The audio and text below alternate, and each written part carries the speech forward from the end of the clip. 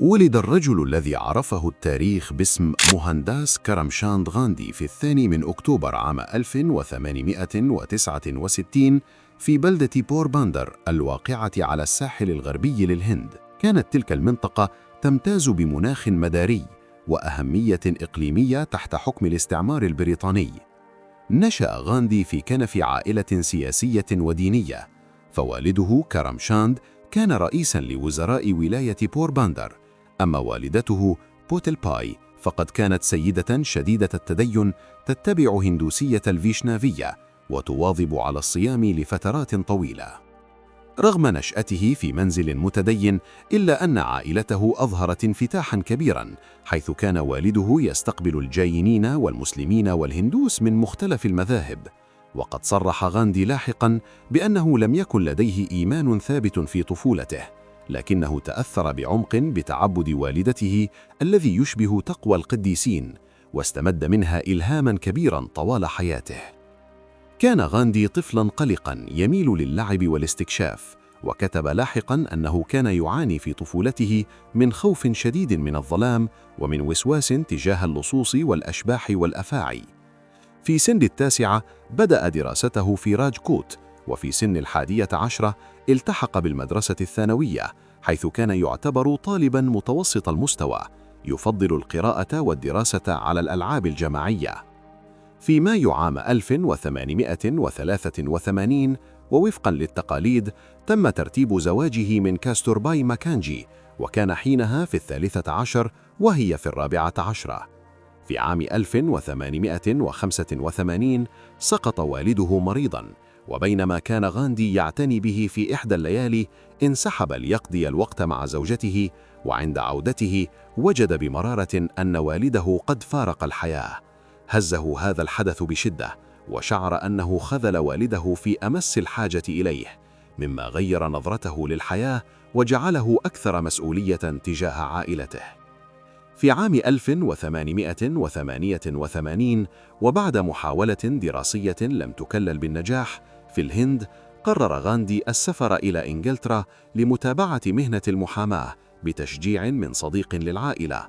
عارضت طائفته سفره وحكمت عليه بالنفي، لكن والدته وافقت بشرط أن يقطع عهداً بالامتناع عن اللحوم والخمر والنساء.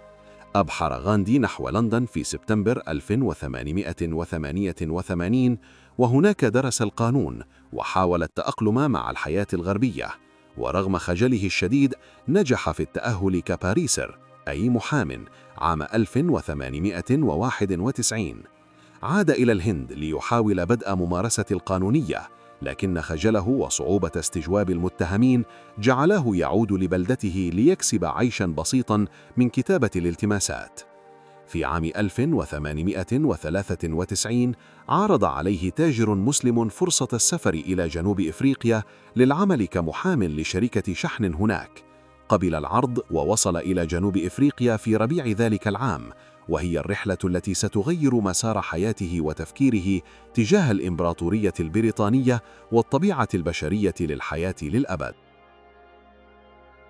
بمجرد وصول غاندي إلى جنوب إفريقيا واجه صدمة الواقع العنصري، فتعرض للإساءة اللفظية والجسدية. وفي حادثة شهيرة عام 1893 طرد من مقصورة الدرجة الأولى في القطار رغم حيازته تذكرة لرفضه الانتقال إلى مقصورة أدنى. جلس غاندي طوال الليل على الرصيف يتأمل في معاملته ومعاملة أبناء جلدته، وقرر ألا يهرب من هذه التجربة، بل جعلها أساساً لمحاربة العنصرية والتمييز. كانت الإمبراطورية البريطانية تعاني تناقضاً أيديولوجياً، فبينما كان السياسيون الليبراليون يجادلون بضرورة تعليم الشعوب الأصلية ورفع شأنهم كمتساوين، كان الواقع في المستعمرات وخاصة جنوب أفريقيا يفيض بالقمع والاضطهاد. في عام 1894 اقترحت حكومة ناتال قانوناً يحرم الهنود من حق التصويت. ثار غاندي وقرر البقاء في البلاد، وأسس المؤتمر الهندي في ناتال لمواجهة القوانين الجائرة. جادل غاندي بأن أي مقاومة يجب أن تكون سلمية، لأن إلحاق الضرر بالبيض لن يؤدي إلا إلى تصعيد القمع وتشويت صورة الهنود. أطلق في عام 1903 صحيفة الرأي الهندي Indian Opinion لتنسيق أنشطته السياسية، وعند اندلاع حرب البور شكل غاندي فصيل الإسعاف الهندي ليثبت أن الهنود قادرون ومستعدون للمساهمة في الدولة كمواطنين كاملين، وحصل على وسام الملكة لخدماته. في عام 1906 صدر قانون تسجيل الآسيويين، القانون الأسود، الذي فرض على الهنود والصينيين أخذ البصمات والتسجيل الحكومي. أدى ذلك لاحتجاجات واسعة وحرق لشهادات التسجيل.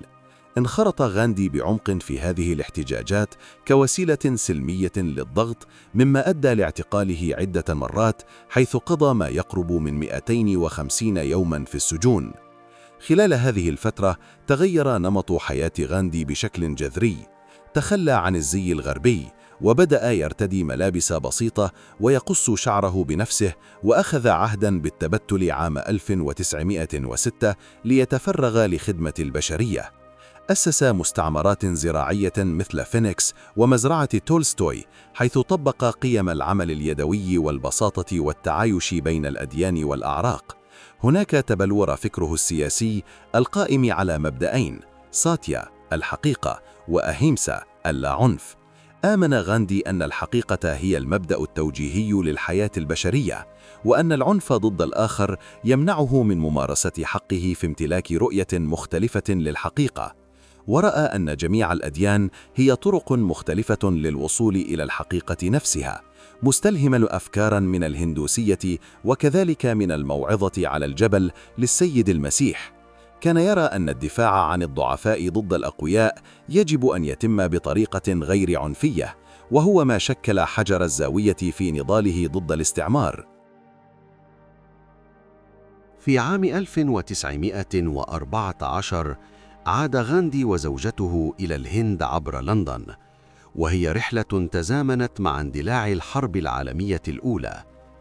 عند وصوله انضم إلى المؤتمر الوطني الهندي، وجاب أرجاء البلاد لإعادة التعرف على المشاكل التي تواجه شعبه، خاصة الفقراء في الريف.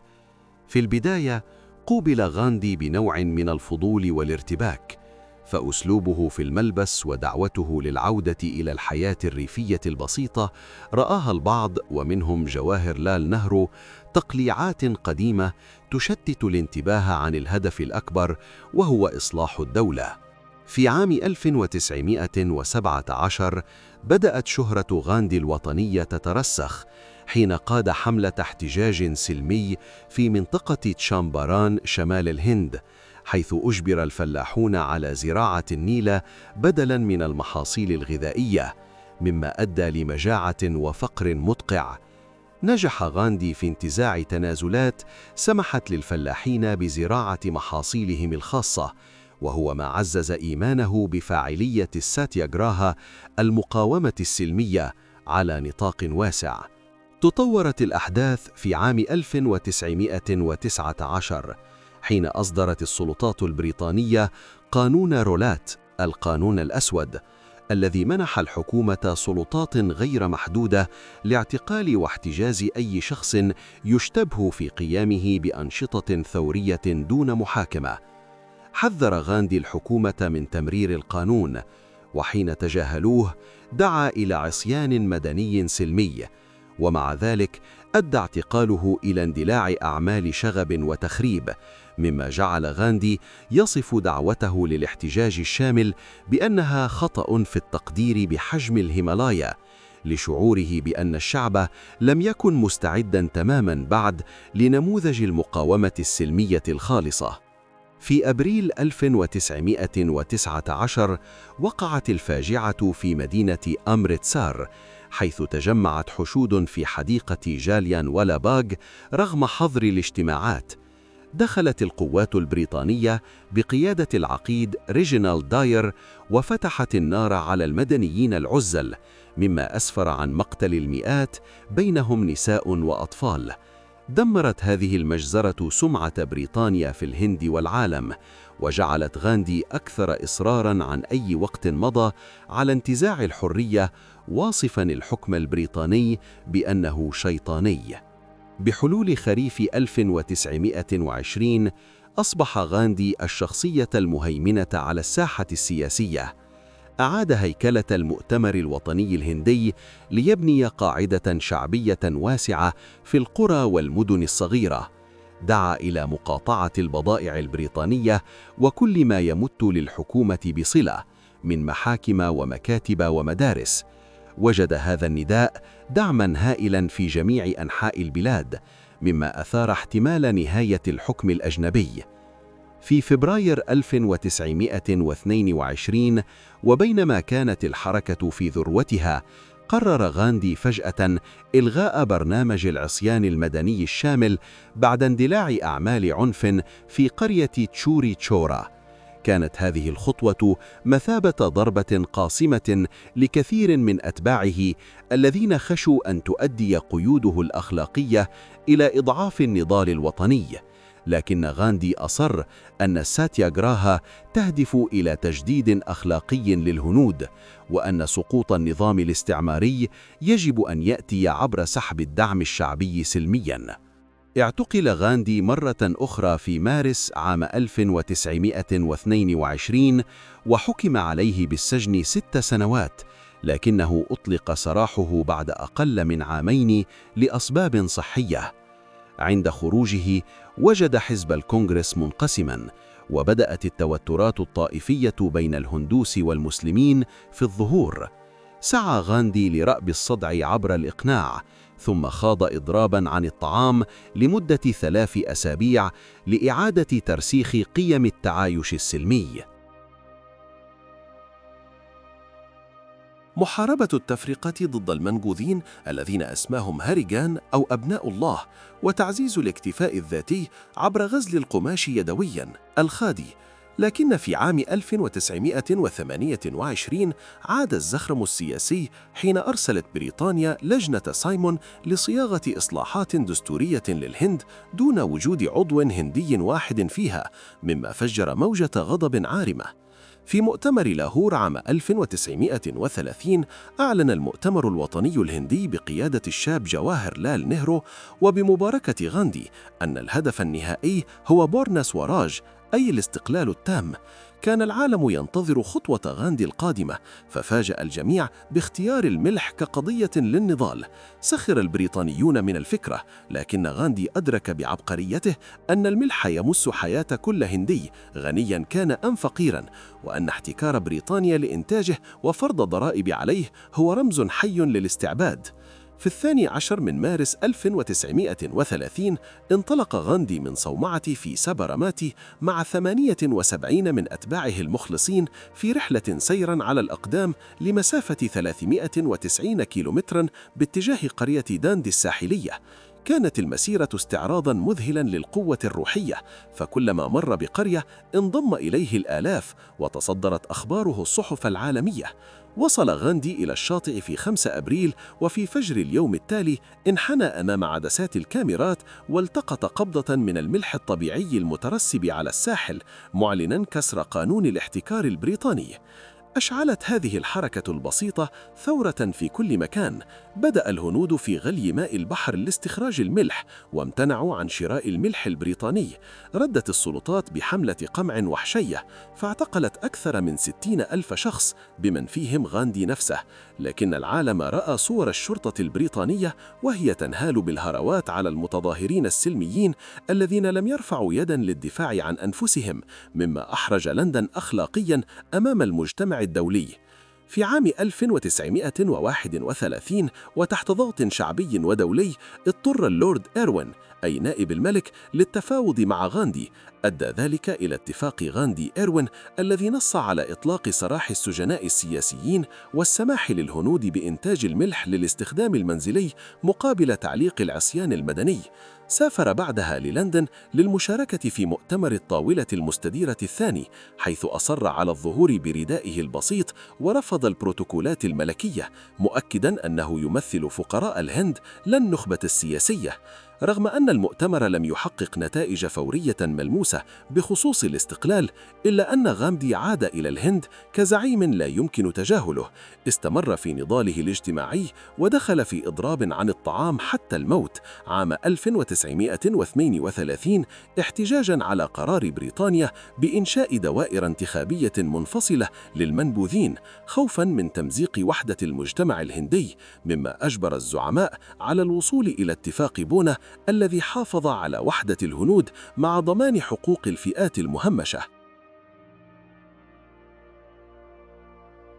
ومع اندلاع الحرب العالمية الثانية عام 1939 واجه غاندي معضلة أخلاقية كبرى، فبريطانيا أعلنت دخول الهند في الحرب دون استشارة قادتها. وبينما كان غاندي يمقن النازية والفاشية، رفض تقديم الدعم العسكري لبريطانيا ما لم تمنح الهند استقلالها فوراً. وفي عام 1942 أطلق غاندي صرخته الشهيرة ارحلوا عن الهند Quit India، ووجه نداءه للشعب الهندي بكلمتين افعل أو مت. كان رد فعل السلطات البريطانية سريعاً وعنيفاً، حيث اعتقل غاندي وقيادات حزب المعتمر بالكامل في غضون ساعات.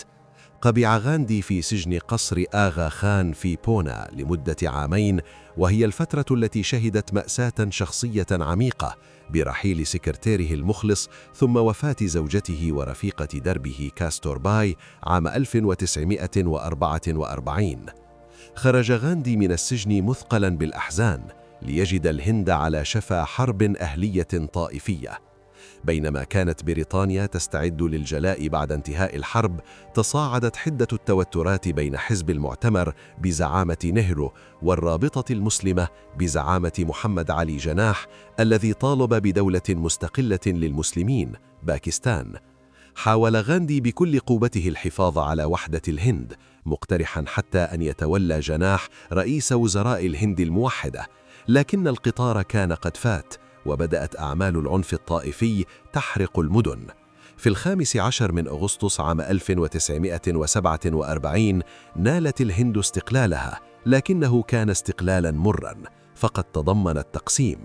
وفي الوقت الذي كان فيه القادة يحتفلون في دلهي، كان غاندي البالغ من العمر 77 عاماً يتواجد في كالكتا، ينتقل سيراً على الأقدام في القرى المشتعلة، صائماً ومصلياً لإيقاف المذابح بين الهندوس والمسلمين.